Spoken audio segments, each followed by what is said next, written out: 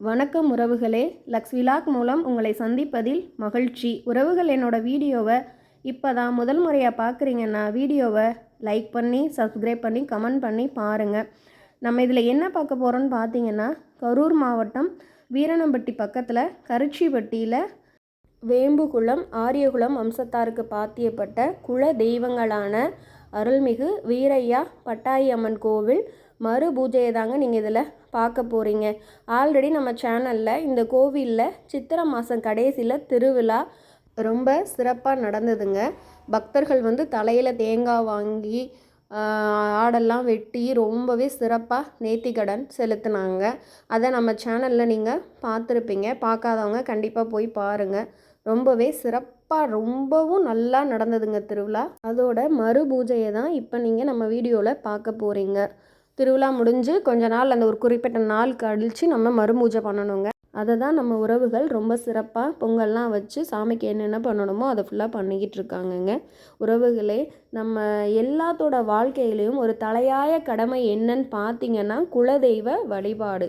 கண்டிப்பாக நம்ம எல்லா குடும்பத்துலேயும் யார் ஒருத்தர் குலதெய்வ வழிபாடை எந்த குடும்பத்தில் ரொம்ப சிறப்பாக செய்கிறாங்களோ கண்டிப்பாக அவங்களுக்கு மழை போல் பிரச்சனை வந்தாலும் பனி போல் விலகிரும் அப்படிங்கிறது ரொம்பவே ஐதீகங்க. அதே மாதிரி இஷ்ட தெய்வங்கள் எத்தனை தான் இருந்தாலும் நம்ம குலதெய்வத்தை வழிபட்டுட்டு தான் நம்ம இஷ்ட வழிபடணும். ஏன்னா எல்லா சூழ்நிலையும் முதல்ல நம்மளை குலதெய்வம் தான் காக்கும். பூஜை பண்ணி ஒரு சாப்பாடு போட்டு ஒரு வஸ்திரம், அந்த 108 பேருக்குமே ஒரு வஸ்திரம் கொடுத்து வளையல் கொடுத்து மாங்கல்யம் கொடுத்து சுமங்கலியா 108 பேர் உட்கார வச்சு பண்ணிட்டீங்கன்னா அது மாறி அடுத்து உங்க கோவில உங்களுக்கு கோவிலை சார்ந்தவங்க ஒரு சுபிச்சமான நிலைக்கு போயிடுவாங்க. அதை செஞ்சுட்டு செய்கிறாங்க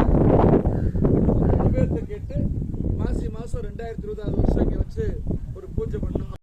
இது யாருன்னு பார்த்தீங்கன்னா கோவில் நிர்வாக குழுவில் பார்த்தீங்கன்னா அந்த கோவிலில் அடுத்து நம்ம என்ன பண்ணணும் அப்படிங்கிற மாதிரி பேசிகிட்டு இருக்கிறாங்க. அடுத்து வந்த எல்லாத்துக்குமே ரொம்ப சிறப்பாக மரியாதை செலுத்தி எல்லாம் பண்ணிகிட்ருக்குறாங்க. பூஜை ரொம்ப சிறப்பாக முடிஞ்சதுங்க.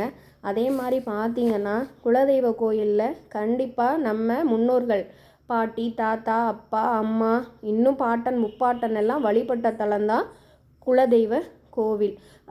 கண்டிப்பாக நம்ம போய் குலதெய்வத்தை வழிபடுறப்ப அவங்க பாதம் பட்ட இடம் அது. அவங்களோட ஆசீர்வாதமும் நமக்கு பரிபூரணமாக கிடைக்கும். அந்த இடத்துல இருந்து நம்மளை விட்டு அவங்க போயிருந்தாலும் அவங்க பாதம் பட்ட இடத்துல நம்ம போய் வழிபடுறப்ப நமக்கு பார்த்திங்கன்னா 2 பலன் கிடைக்கும். குலதெய்வத்தோட பரிபூரணமான அருளும் கிடைக்கும், நம்ம முன்னோர்களோட ஆசீர்வாதம். ஏன்னா அவங்க வழிபட்ட தெய்வத்தை தான் நம்ம வழிபடுறோம்.